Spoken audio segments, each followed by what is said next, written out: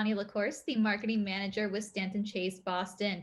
With me today, I do have Finley Konrade. Finley is a managing director in our Dallas office. So, Finley, you are in Dallas. Tell me a bit how you've been and how is Dallas lately? Yeah, well, Dallas is doing great. We have a big office, not only Dallas, but also San Antonio, Houston, Austin. So we have a great team, lots of different industries covered, and Dallas is just we're plugging away. We're lucky. We have really good weather for the most part, and so there's been a whole lot of patio meetings going on, as you might anticipate. Absolutely. I can tell you I'm jealous about those patio meetings. So, aside from that, I do know you are very active in the private equity space. Tell me a little bit about the trends that you're seeing there, whether they be domestic or global.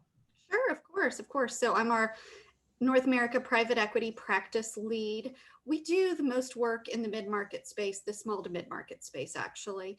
And I can tell you that for the most part, 2020 has wrapped up to be a decent year, a little bit more decent than we anticipated.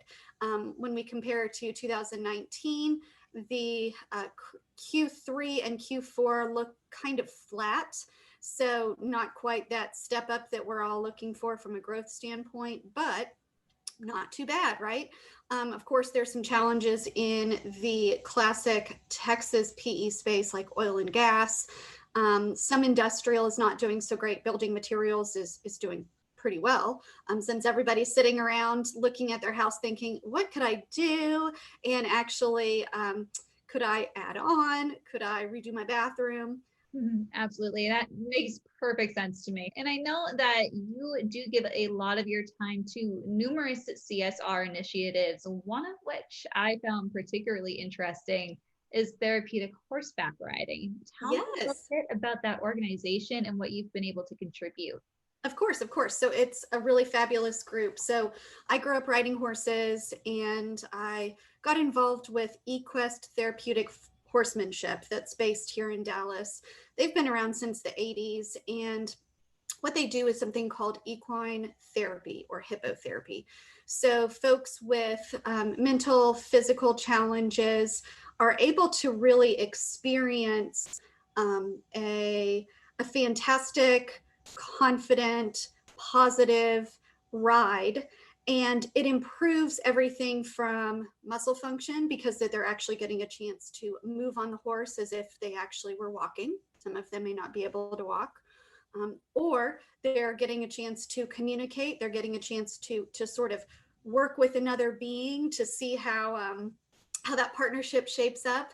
And we have a lot of veterans. We've actually just expanded really to have a big VA presence. And actually, the horse that I own now, she was sort of an eQuest dropout, but she actually did a lot of work with veterans and just love the organization. Been volunteering there since 2009. That sounds like an amazing cause. And, I can only extend my kudos to you. My last question I have for you here today is a bit of a surprise.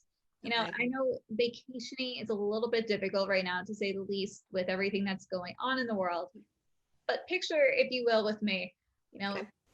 the restrictions are lifted, COVID is a distant memory, Oh, and you are planning your trip to Mexico. yes. Tell me a little bit about where in Mexico we're going first.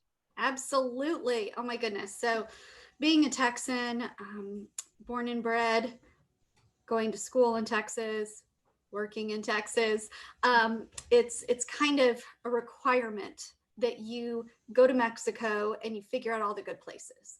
So I am a big fan of Playa del Carmen. There's actually a place called Maroma Beach that's sort of between Cancun and Playa del Carmen, and there is a gorgeous hotel there that's actually owned by the Belmont, and it is super chill. You don't even have to leave the hotel, and it's great food and right there looking out over the ocean and nothing but relaxation and some margaritas. So that's my 100% favorite place to go. My husband and I went there on our honeymoon, and we are planning to go next year, hoping that we can make that happen.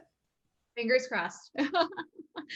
Well, thank you so much, Finley, for taking a few minutes out of your day here to tell us a little bit about what you've been doing at Stanton Chase, a little about Mexico, of course, but more importantly about you. Thank you so much. I really enjoyed it.